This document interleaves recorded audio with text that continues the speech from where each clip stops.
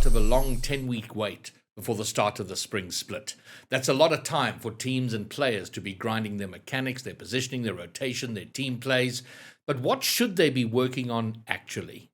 I caught up with Cha0s, a professional Rocket League coach, and spoke about the sort of preparation teams should be doing. What should they be thinking about, and what should they be doing in the 10 weeks leading up to the spring split? All right, well, Cha0s, thank you for joining me.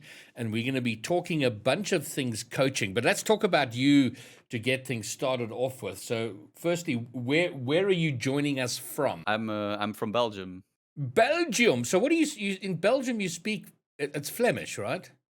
Yeah, so in Belgium there's basically two halves of the country. So like the northern western part speaks Flemish, and then the southern eastern part speaks French, and there's a little part that speaks German as well, but Oh my! mostly it's Flemish and French. How do you squeeze three languages into a country that is so small? You don't. You just don't. So, what do you speak then? I speak Flemish, and Okay. obviously we get French taught in school as well, but yeah, O- we don't use it as much. Okay. Well, tell me about yourself. How your journey in Rocket League? How long have you played? Where are you in your Rocket League journey? What are you doing with Rocket League? So, tell me everything about yourself as it relates to Rocket League. So I started playing in August of 2015. So basically, right after the game came out, as like a PlayStation game or like a free PlayStation game with with a monthly subscription for online. Hmm. So we downloaded that with a couple of friends and we started playing. And then basically, I think I played it for like a month or two, and then I dropped it for like a couple of months, and then I picked it up again. And then I got the first time ever I got Grand Champion was in season 3 of that time. But at that time, GC was like a pretty meme thing because they sort of, messed with the rank system a little bit too much. And then a lot of people were GC, including me. So yeah, I've been playing for a very long time. Right now, I circle around the SSL level in threes, especially because I rarely play twos or especially ones. I almost never touch ones, but I just enjoy playing threes the most, and that's basically what I play most of the time that I launch the game. So Okay. um, basically around the SSL level currently. And so are you are now a Rocket League coach? That's correct. So tell us a bit about your sort of when did you start coaching? Who have you coached? What's your tell us about the coaching journey. All right, so I think it starts with me becoming more of like a talent role. So I became like a caster for our like local Belgian LAN tournaments. Okay.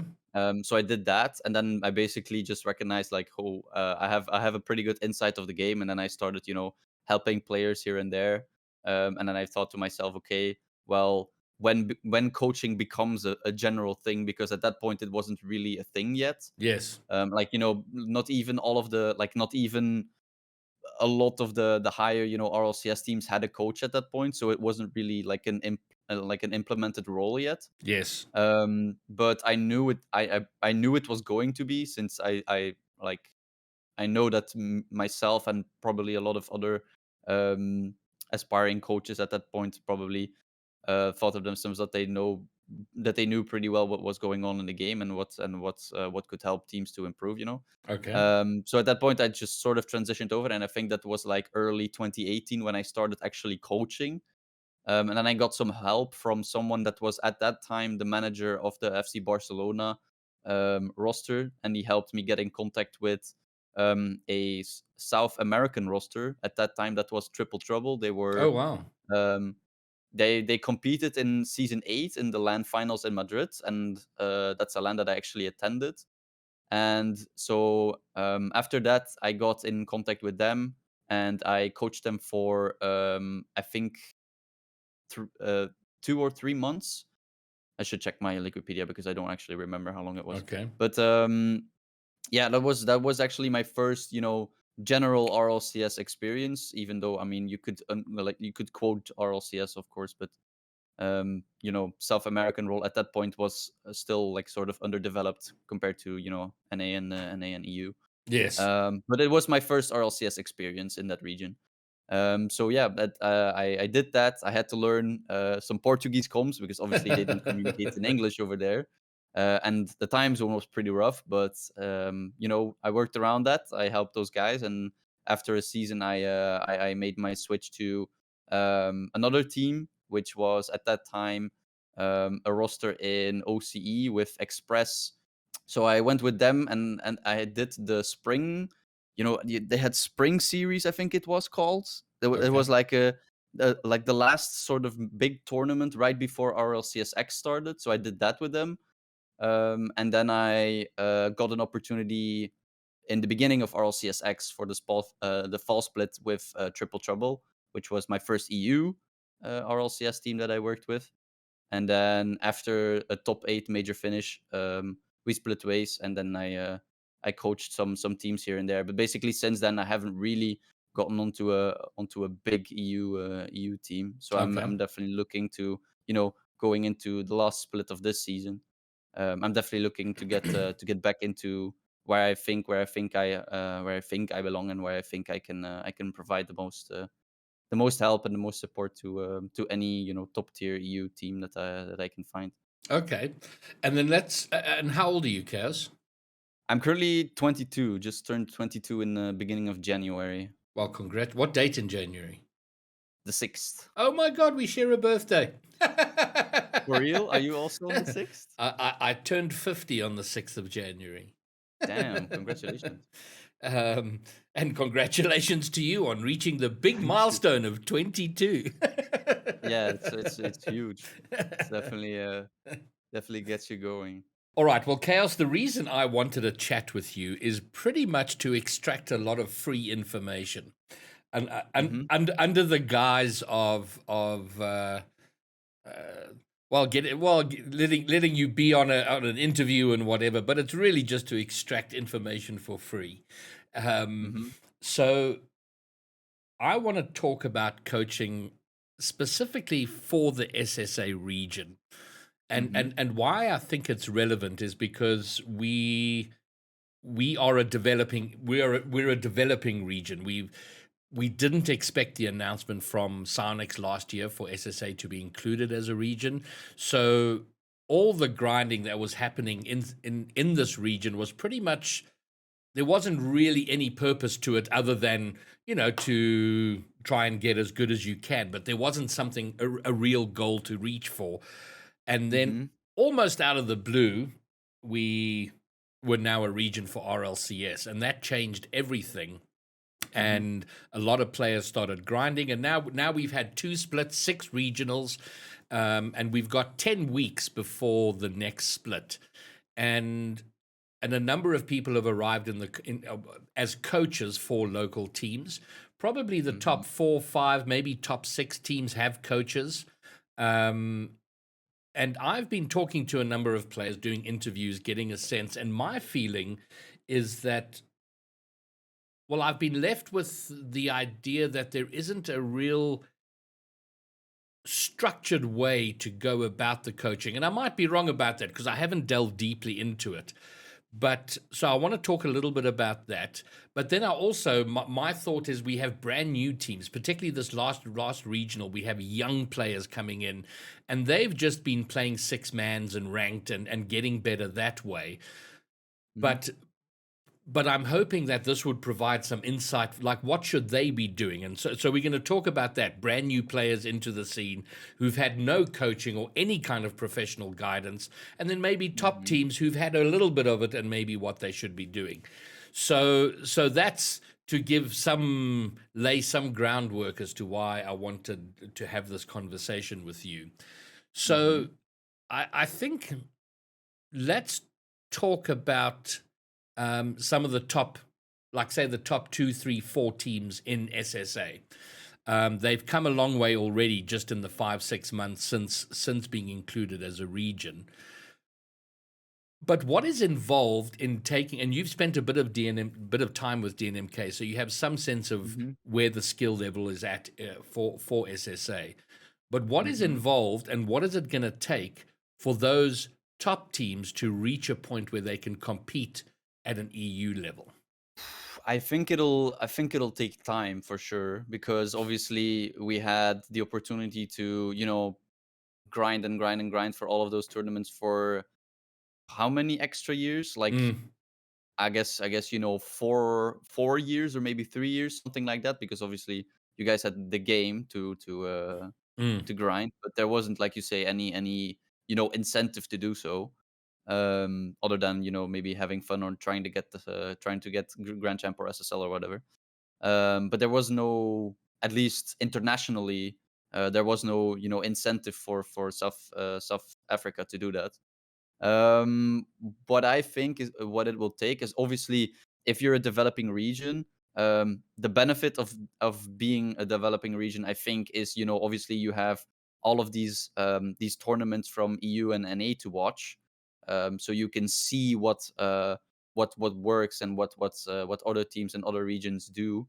And obviously, when I was trying to get better, all I did was watch the tournaments and see how certain players handled certain situations to get the biggest benefit out of them, and then try to apply that to my own games. mm, um, I think the biggest thing that you need as a player to have a high skill ceiling is definitely mechanics. I mean, mechanics is something that you need to train yourself.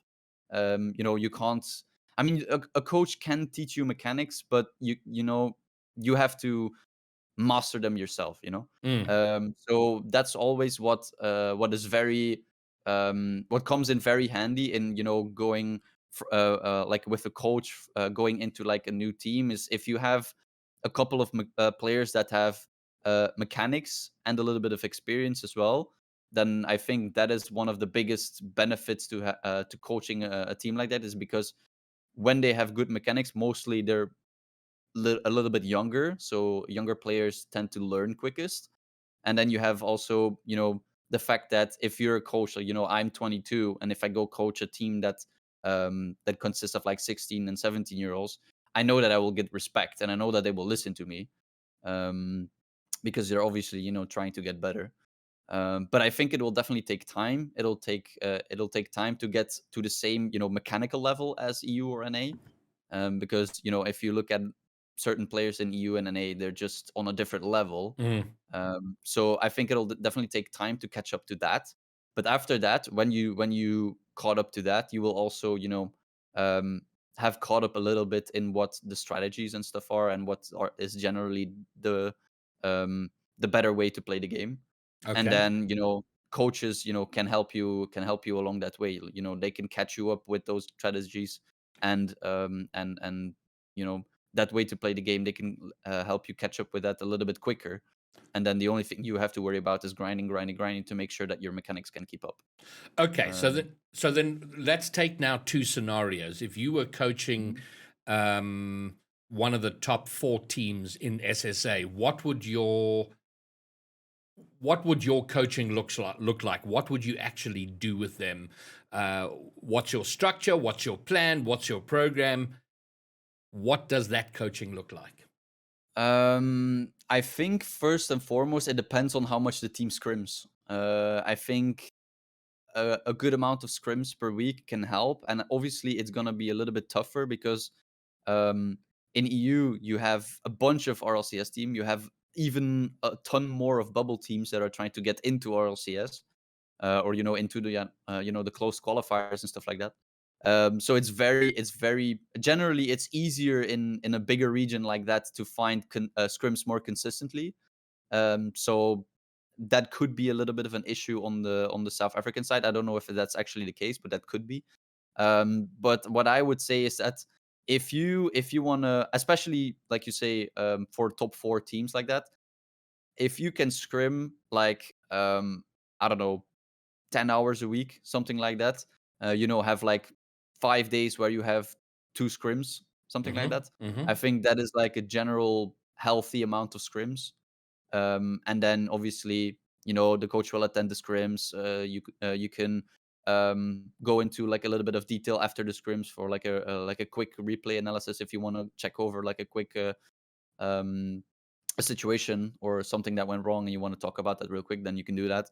But I think generally what I would do is I would go for more like the individual approach on the players because I want to, since every player is different, and especially at in a region where there's arguably more of a a spectrum of skill in RLCS, then I would, like I say, go for more like an individual approach to help individual players with their own mistakes, their own habits, and make sure that they're playing, especially like the way that I would like them to play, or at least somewhat in those lines. Um, and I think the focus would also be more on how to concede less rather than score more, Okay. because I think personally, if you can make sure that, especially in that top four level and the playoff level in South Africa, if you can make sure that your defense is as clean as it can be, I think it will only get easier to fortify your top four spot, your top two spot, or even your major spot, I guess, Mm. or like the world spot, I guess. But yeah, it And takes a lot of work for sure. And what would you recommend for if you were coaching it? You're coaching a team. What would you recommend for the individual players in terms of the amount of time they uh, are in the game, and what should they be doing with their time, with whatever amount of time you Um, recommend they should be in the game?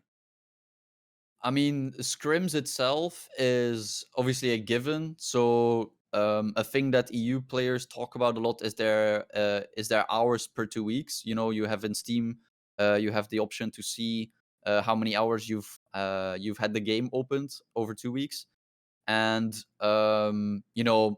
it depends obviously on player to player. But I would say like if you're at like 40 hours over 2 weeks, that's just not enough. Okay. um, Obviously, you don't want to burn yourself out as well and go like, some players have like 200 hours over 2 weeks, and that's perfectly fine if that works for that player. But I think that's more on like an individual level on how much you feel is healthy to put into the game. Like Mm. obviously the scrim itself, if you look over 2 weeks, that should already be like 20 hours. So that's 20 hours of pure scrims. Then obviously people play ranked as well. So yeah, how much you want to play ranked and what playlist you want to play is completely up to you. But I would say like if you want to actually grind, then you should look for something maybe along the lines of like 80 hours over 2 weeks or maybe even more. But again, it just depends. It depends on how much you feel is healthy for yourself to put into the game. How many, Yeah, I how much thought. time and how many hours. I think there's so yeah. I mean, every program is always tailored to some one degree or another to the individual. But what I'm trying to get is a sense of uh, okay, let's say 80 hours. If I decide 80 hours is what I want to be putting in every 2 weeks, Hmm. you can put a lot of time in the game, but be doing the wrong things. That's not actually helping you. So Hmm. so so that's kind of what I'm curious about. Is there a generally accepted structure to the time you put in? Like you've mentioned, 20 hours in scrimming, and maybe more if you can get it, or whatever the case is. But outside of the scrimming, outside of the ranked, what is a productive use of time in game? I think, like you said before, in the beginning, you said that other coaches in South Africa don't really see a structured way to do this, and I think I have to agree with them because if you look at EU and NA, like mostly what players do is they just go into the scrims. They scrim 2 or 3 hours, 3 hours every day, or mostly every day, and then obviously from that point or before their scrims, they'll play a couple of hours of ranked, and then afterwards they'll play a little bit more ranked. I don't really think that there's anything that is really really structured at that point. Okay, The only thing that's actually structured, I think, is the scrims itself, okay. because players in EU compared to South Africa, and that's something that you know is up for arguing, of course. But Mm. in EU and NA mostly, the players have a level of consistency where they don't actually need to, go into custom packs, train their shots and whatnot. So I think that is something where it could be a difference between the two, because obviously if a player feels that, yeah, I'm not really that good at wall reading and stuff like that. Like obviously they can, go into a training pack and train that. Okay. But I don't think that in EU or NA that's necessarily the case. It could be in South Africa. If you want to improve, then obviously you need to look at your own mistakes. So I think if you feel like, yeah, I'm not really good at this mechanic, or reading stuff off of the wall, stuff like overhead saves, Okay. difficult things like that. And obviously you can train them in packs, but at the RLCS level in EU, I don't really see it as things that, or like as something that players would tend to do, because they've already mastered those things. Okay. And then, so as a coach, would you tailor a program per player, like have a look at where they're strong, where they're weak, where and what they should be doing? Would there be a structured program for an individual that you would put together as a coach? So for every individual player, there's always going to be things that they do well and things that they do wrong. So what I will do is, and like I said before, I like to approach it from the beginning more along the lines of, I want to concede less goals rather than score more. Hmm. So especially like if I play a series in RLCS, or like in the rounds, or like in the Swiss Abyss, something like that, and I win the series 3-0, but every single game is like 5-4 in favor, like in our favor, Yeah. then I'm not really happy with that performance per se, because it could have been the other way around very easily, and that's why I want to approach it like that, because I want to score 5 goals, but I want to concede zero. And that's basically what I want to move towards. Is I basically don't want to win the game 7-4, but I want to win the game 3-0, something like that. Okay, fine. Um, Then let maybe let's bring this part of it to a close with. So if you're looking at a top four team in the SSA region, what are your mhm. um, top few points, top three, top five things that like tips you would give to that sort of team, a top four team? Um, Basically, what I have seen from the South African region, and that's in most developing regions, is that I don't know, they play with a lot of nerves, and the nerves show in the speed of the decision making. So what happens is a player will drive up to a ball, or like drive up to into a challenge, and they will think too long about what they have to do, or what they want to do, or or where they want the ball to go, and then they will overshoot the window of when it's actually possible. So I think that the decision making itself needs to be a lot quicker. A general thing that I like to say to my players when they have that issue is, it's better to make a quick wrong decision than a good decision that's too late. Okay. So I think especially in a 3v3 rotation, you're constantly rotating around each other, and so you want to try and keep that momentum going throughout the whole rotation. So if there's one player that's gonna hesitate and stand still, or like slow down to think about what they want to do, then the other two players behind that guy or behind that player have to also slow down, and that's basically what I don't want to happen. So that's why I say it's better to uh, you know, go for the ball and maybe make like a wrong decision, and then end up missing the ball or whatever. But that's gonna be better than slowing down and having everyone behind you slow down, and therefore being more vulnerable to a quick counterplay, or getting the ball played around you. Okay, great. Now let's take it to the other extreme, and something that I'm particularly very interested in and want to help and encourage as much as possible are young players coming into the scene. And there are two teams in particular that I'm thinking of. We have Hmm. Yankees with no brim and Barney and his dinosaurs. These are made up of 15, 16, 17-year olds. So in the general scheme Hmm. of things, quite young in this region. And these are teams that have not been picked up by an org. They are literally just young players who've grinded themselves up and made it through a qualifier, getting into a regional, and then and then they're getting valuable experience. Mhm. But there's 10 weeks between now and the next regional. So a team like that, they're not picked up by an org, so they're not going to be able to afford a coach to come in and coach them. So what do they do in the next 10 weeks preparing themselves for the next split? I think they generally, like I said before, I think they have to just grind as much as they can. You know, grind scrims, grind ranked, make sure that that you up your level of consistency, especially as far as you know mechanics and stuff like that goes, because that's mostly the easiest thing for those younger players to do. Um, I can see that there is a coach on their roster.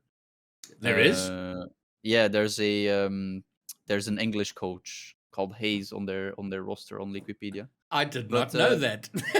February he joined February 13th, Okay, so that so was it's just. not that long ago. And which team was that? That was the team you mentioned, Yankees with no brim. The Yankees with no brim. So Oh, the that's team with the interesting. Oh, mobile I didn't know system they'd in the gotten a league. coach. That's amazing. Okay, well then I'm very pleased for them. Okay, carry on. Yeah, so what I think is that, if in the off season as well, like especially if you're not gonna want to make roster changes or whatnot, the only thing you have to do is just to grind as much as you can and make sure that you're ready for the next one. Mm. Uh, you know, I don't know if there's a lot of weekly tournaments and stuff in your region. Not But enough. obviously, Not by any means not enough. yeah, because that would be a good way to test yourself against other players, because obviously scrimming is going to be different than playing actual Mm. tournament matches. But yeah, that's probably. Uh, Okay. in the EU, they would probably solve it with like wagers, because they have done wagers. But I would see that, especially for like the younger players, like 15, 16-year-old, that wagers aren't really that easy to do. Okay. But yeah, I think especially in those times, I would push yourself to put in as much hours as you can, because I think at that point it doesn't really matter if you feel like you're getting burned out. Obviously, you can take a day or two break in those 10 weeks, Mm. but you have to make sure that your consistency and your play is as good as it can get in those 10 weeks, especially in front of the last split. Then. Okay. So to recap a couple of things that have come out of this for me is the amount of time you're putting in, and that does vary from individual to individual, what's right for you and how Mhm. quickly you feel you burn out. But you're looking at Mhm. sort of around the 80 hour over 2 weeks mark is a good length of Mhm. time. Improving our decision making, the time it takes to make it, shortening the time in decision making. So making quick Mhm. decisions and and Mhm. and, and making a wrong quick decision is will help you more than making a slow good decision. And then scrims, you're wanting to spend at least 20 hours over that 2 week period, so 10 hours a week in scrims, so as many of those as possible. Weekly tournaments, if they're possible, and where they're possible. And then, so Mhm. as we bring it to a close, any other top tips that you would give teams looking to get better who maybe don't yet have a coach? Um, ask a coach. Like there's a lot of coaches in you that especially if your team in your region then is RLCS level. Like that's always gonna be something that younger or newer coaches are looking for. So yeah, if you know someone that coaches, or if you've seen across the EU region, and you've seen, like, maybe in the RL six man's server, or like any coaching server, there's gonna be coaches that are open to help teams, even if they don't necessarily gain any monetary value for it. Like, they will gain experience as well. It's an RLCS team, so it's obviously high level in the region. So there's always going to be like I said, like, the team you mentioned now has a coach on their roster. Like, there's always going to be people that are out there willing to help you. So the only thing you have to do is reach out. If you want the help, then you should go look for it. And I think that was a big issue in EU as well, is that I don't know if this is necessarily the case, but that's just the way I I perceived it, that a lot of EU bubble players, especially, just for some reason had such a big ego that were not willing to even DM a coach because that would make them feel, that they're not good enough or something like that. But yeah, if you truly want to get better, there's no other way than trying to get outside perspectives, and a coach obviously is going to be helping a lot with that. Fantastic. Okay, great. Well, I think there's some invaluable information there, and hopefully it'll become of some use to players who are watching this, players who have just entered the scene, and then of course players and teams who are looking to break into the scene here through the qualifiers. And we are starting to see that more and more teams showing up for qualifiers. So the point you made at the very beginning, that it takes time for us to reach that sort of EU level, but it's also going to take a massive player base that we can start to draw on, because as you've mentioned, EU has so many players, and the more we have, the better. So hopefully there are players who are outside the scene who will start to now come in with some sort of perspective on how they can grind their way up. And Cha0s, I want to thank you for taking time to come and sort of share some free information. Thank you very much. I really, really appreciate it. No worries. Thank you for having me.